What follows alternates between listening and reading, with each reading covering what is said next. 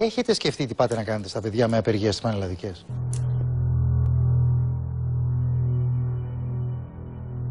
Με λυπεί πάρα πολύ αυτή η απόφαση. Είναι εκτός τόπου και χρόνου. Στον πόλεμο δεν έχει απεργία. Η απεργία είναι λάθος. Καλοτινολμένα να το ξανασκεφτεί και να την ανακαλέσει. Εγώ είμαι ένα παιδί που έζησε την απεργία του 1990.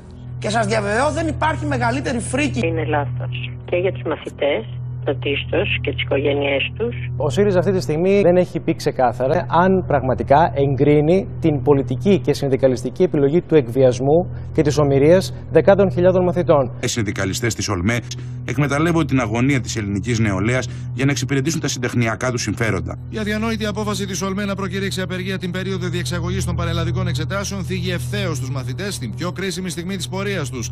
Η διεκδίκηση αιτημάτων ουδέμια σχέση μπορεί να έχει με ακραίες και εκβιαστικές ενέργειες. Καλούμε την ηγεσία της ΟΛΜΕ να επανεξετάσει τη στάση της και να μην προβεί σε ενέργειες που προσβάλλουν την ίδια την κοινή λογική. Για την Ελλάδα την ώρα της χρονοκοπίας έπρεπε εσείς οι καθηγητές πρώτοι να πείτε. Στον πόλεμο δεν έχει απεργία. Η αγωνία χιλιάδων υποψηφίων και των οικογενειών τους δεν μπορεί και δεν πρέπει να παραταθεί. Όσοι καθηγητές επιδιώκουν να κάνουν απεργία στις πανελλήνιες εξετάσεις είναι γαϊδούρια.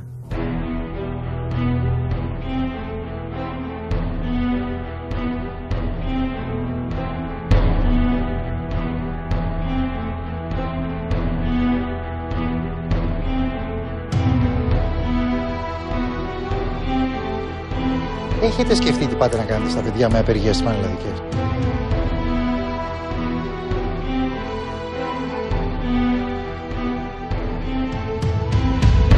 Έχω ο ίδιος υποστεί τρομακτική βλάβη στη ζωή μου από αυτή τη συγκεκριμένη απεργία.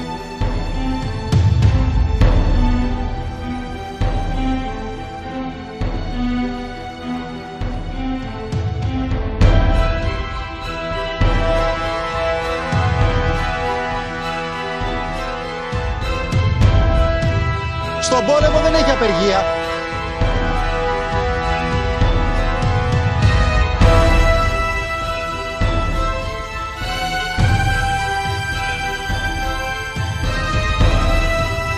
Είναι γαϊδούρια. Και συγγνώμη ζητώ από τα γαϊδούρια που τα συγκρίνω με αυτά τα ρεμάλια.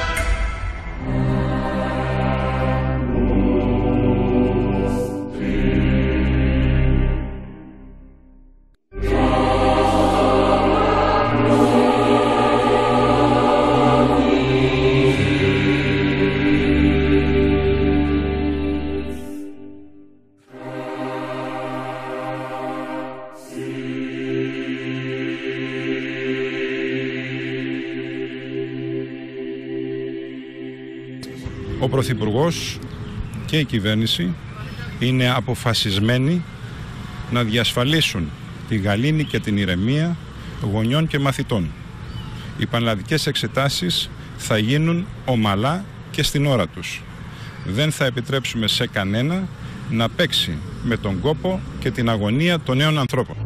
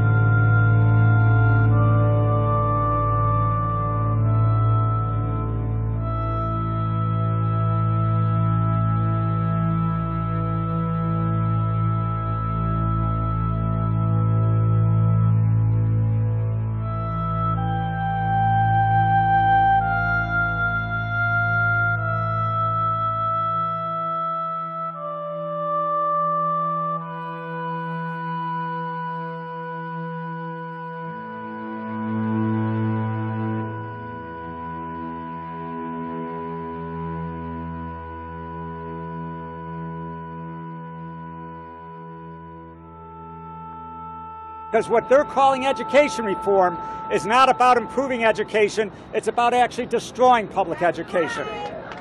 If it wasn't about destroying it, then how can you explain the churning over of hundreds and thousands of qualified, skilled teachers on a regular basis?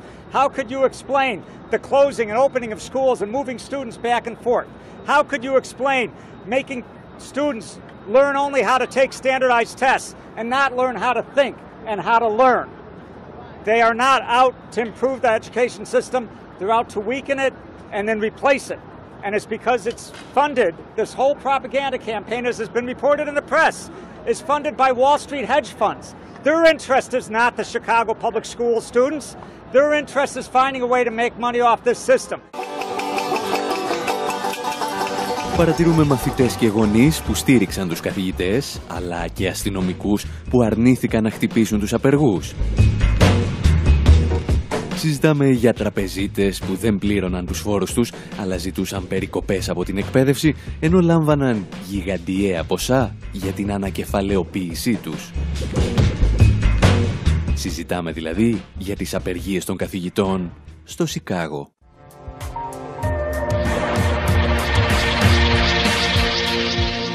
The Chicago Teachers Union is opposing new teacher evaluations that link standardized test scores to teacher ratings, which the union says could lead to the dismissal of more than 6,000 teachers in the next 2 years.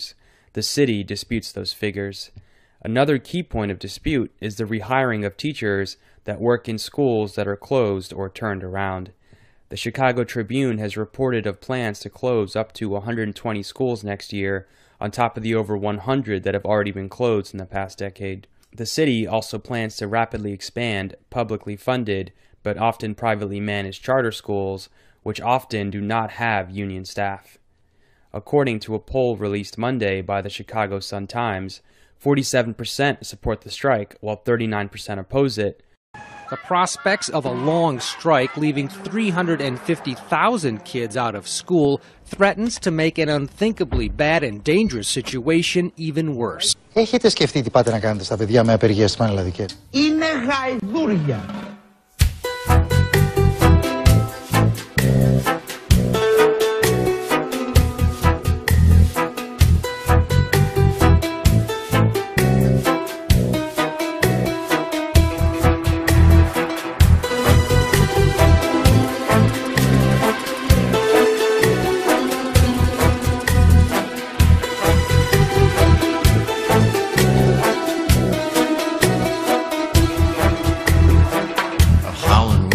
Whistling in the night, my dog is growling in the dark. Something's pulling me outside to ride around in circles. I know you have got the time, 'cause anything I want, you do.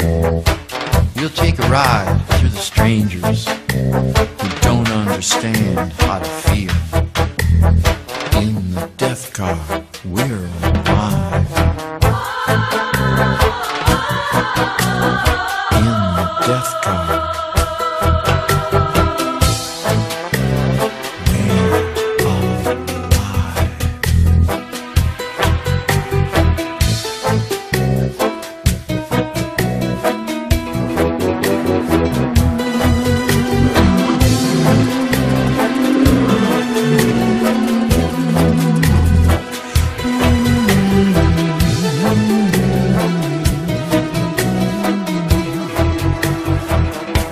Some air come in the window.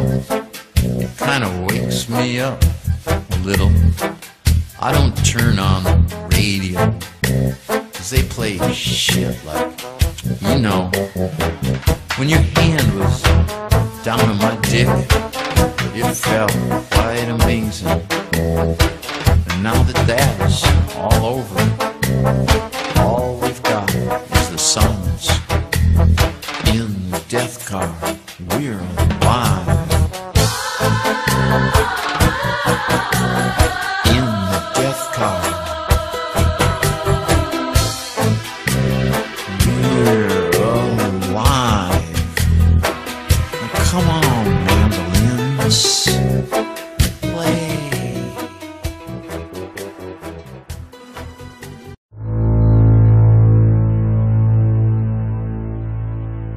Οι καθηγητές δεν φοβούνται την επιστράτευση. Σε τελική ανάλυση, αν η πολιτική ηγεσία αποφασίσει να μας φορέσει κακή, θα γυρίσουμε στα σχολεία με ψηλά το κεφάλι. Οι μέτερε δυνάμεις αμήνονται του πατρίου εδάφους. Αν λοιπόν δεν θες την συνεχεία να δουλέψεις, άρα αρνείσαι την επιστράτευση, υφίστανται τις νόμιμες συνέπειες. Και οι νόμιμες συνέπειες των αρνουμένων την επιστράτευση είναι η απόλυσή τους.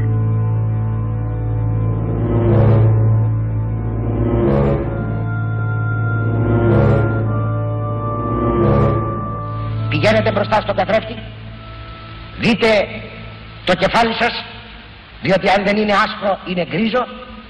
Αναλογιστείτε τους αγώνες σας μέχρι σήμερα, αναλύσατε την προσωπικότητά σας ως διδάσκαλοι του έθνους και με αυτήν την συνέπεια προς τον εαυτό σας, κύριοι, απαντήσατε. Δεν θα επιστρατεύσω κανέναν για αποχή εγώ, αν δεν μου το ζητήσετε εσείς. Θα βάλω φωτιά εις του Ιουδήποτε το κεφάλι, κύριοι, αλλά φωτιά εις την ελληνική κοινωνία δεν θα επιτρέψω να βάλει κανείς. Την δημοσία τάξη και την γαλήνη του ελληνικού λαού εγώ θα την προασπίσω και θα την προασπίσω προϊασδήποτε θυσία.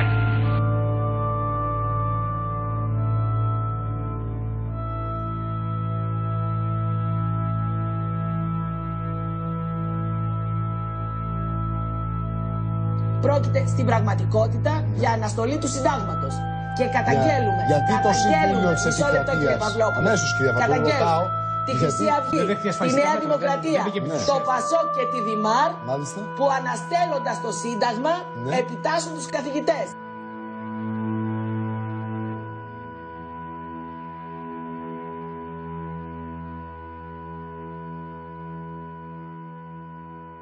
Μα η ΑΔΕΔ δεν σας στηρίζει, κυρία Φατούλου. Η ΑΔΕΔ. Η ΔΕΓΕΣΕ δεν ασχολήθηκε καθόλου με το θέμα. Δηλαδή, αν σε αυτή την πιο κρίσιμη στιγμή της πολιτικής επιστράτευσης των εκπαιδευτικών και της γενικότερης επιστράτευσης όλων των εργαζομένων που αντιδρούν, ΓΕΣΕ και ΑΔΕΔ δεν κάνουν απολύτως τίποτα, καταλαβαίνετε ότι δεν έχει πια νόημα η ύπαρξή τους.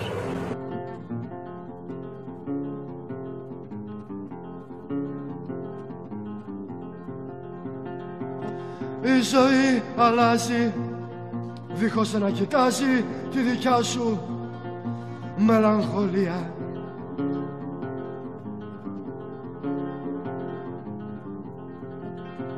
Κι έρχεται η στιγμή για να αποφασίσεις με ποιους θα πας και ποιους θα αφήσεις.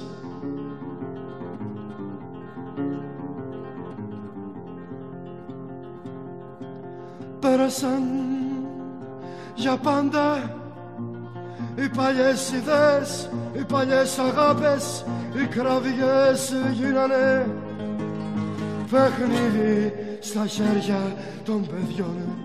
Επειδή ο κόσμος δεν είναι ηλίθιος, όπως κάποιοι τον θεωρούν. Λοιπόν, ολοκλήρωνε πάντα. Ολοκλήρωνε πάντα, παρακαλώ. Νέα όχι στη δική σας λογική. Νέα όχι στα 80 τόσα. Να μην κάνετε θετική απάντηση στο ερώτημα ότι ναι, έχουμε απεργία. Όμορφη είναι αυτή τη στιγμή, να το ξαναπώ, όμορφη να σας μιλήσω. Την δημοσία τάξη εγώ θα την προασπίσω. Βλέπω πυρκαγιές πάνω από λιμάνια, πάνω από σταθμούς κι είμαι μαζί σας. Όταν ο κόσμος μας θα καίγεται, όταν τα γιοφύρια πίσω μας θα κόβονται, εγώ θα είμαι εκεί να σας θυμίζω τις μέρες τις παλιές.